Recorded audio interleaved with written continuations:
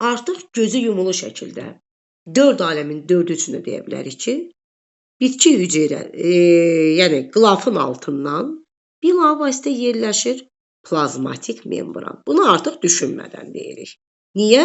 Çünki 4 aləmin 4-ündə də bilavasitə altda nə yerləşir?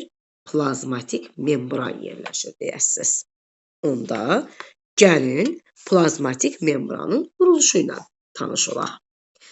Plazmatik membran bilirsiniz ki, 2 cərgə səliqəli, nizamlı şəkildə düzülmüş lipid cərgəsindən, bax belə kitabda belə də təsvir olunur, istəyirəm belə də göstərim. 2 cərgə lipid təbəqəsindən, lipid və onların arasında eləcə də lipid təbəqəsini deşib keçən, hətta lipidin üzərində belə olan nizamsız quruluşlu zülal molekullarından təşkil olunmuşdur. Nədən təşkil olunub? Zülal molekulundan. Yəni, ana struktur 2 cərgə lipid, 1 cərgə nizamsız düzülmüş zülal molekulundan ibarətdir. Müəllimlər, 2 cərgə 1 qat hesab olunur. 2 cərgə bütöv 1 qat hesab olunur. Və lipid təbəqəsinin olması, müəllimlər, burada plazmatik membranda keçiriciliyi təmin edir, seçiciliyi təmin edir. Eyni zamanda, baxın, bu lipid təbəqəsini deşib keçən zülal molekulları var. Ha. Bax, bu siqnal funksiyası demişdik, zülalların siqnal funksiyası. Bax, bu deşib keçən zülal molekulları ki, bunlar burada siqnal funksiyası yerinə yetirərək xaricdən qıcığı qəbul edənlər məhz bunlardır ki, burada zülal üçüncülü quruluş əldə edib müəyyən bir neynir? Başlayır orqanizmdə müəyyən bir funksiyanı yerinə yetirməyə. Aydındır? Eyni zamanda, müəllimlər, siz plazmatik membranın istər zülal, istərsə də lipid hissəsinə kənar hissədən başqa təbiətli maddələrin də birləşdiyini görə bilərsiniz. Məsələn, bura gəlib birləşir, tutaq ki, bu formada karbohidrat gəlib birləşə bilər. Məsələn, bu formada. Ümumiyyətlə, bilirsiniz ki, zülalın ikinci adı nədir? Proteindir.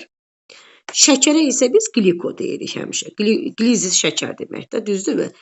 Əgər qliko, karbohidrat hissə zülal qlobulasına birləşərsə, əmələ gətirir nəyi? Glikoproteini. Düzdürmü? Yox, gəlib bunun lipo hissəsinə, yəni yağ hissəsinə, lipid cərgəsinə də birləşə bilər. Nə əmələ gətirəcək buradan? Glikolipid əmələ gətirəcək. Glikolipid və glikoprotein bəs nəyə lazımdır? Glikolipid və glikoprotein, müəllimlər, plazmatik membranın seçiciliyini təmin edir. Hüceyrələrin bir-birini tanımasını təmin edir. Mən bir misal göstərim sizə, həmişə xoşlayıram bu misalı göstərməyə. Məsələn, biz dedik ki, insulin hormonu sintez edir mədə-altı vəz, düzdür? Biz hormon nəyə deyirik?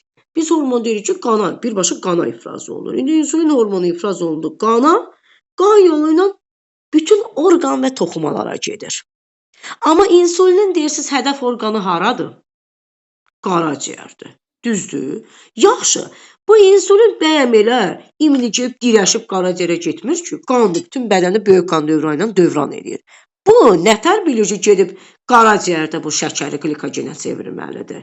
Aha, deməli, insulin hüceyrəsinin xarici reseptor hissəsini qaraciyər hüceyrəsinin plazmatik membranının bax bu glikoprotein və glikolipid hissələri tanıya bilir. Nə beyin hüceyrəsinin, nə böyrək hüceyrəsinin, nə dalaq hüceyrəsinin plazmatik membranı insulini tanıya bilmir. Ona görə insulin gedib, orada iş görə bilmir. Ancaq qaraciyər hüceyrəsi tanıyır. Nəyin hesabına? Glikolipid və glikoproteinin hesabına. Aydındır? Eyni zamanda burada müəllimlər fosforlu birləşmələrdə birləşə bilər. Məsələn, H3PO4-lü birləşmələrdə birləşə bilər. Tutaq ki, plazmatik membrana. Bu plazmatik membranın hərəkətliyini təmin edər. Eyni zamanda görə bilərsiniz xolesterin, görə bilərsiniz, bir də şəkildə görərsiniz xolesterin, deyirsiniz xolesterinin burada nə işi var? Bəli, plazmatik membranla xolesterin də birləşə bilər. Xolesterin ona möhkəmlik verir.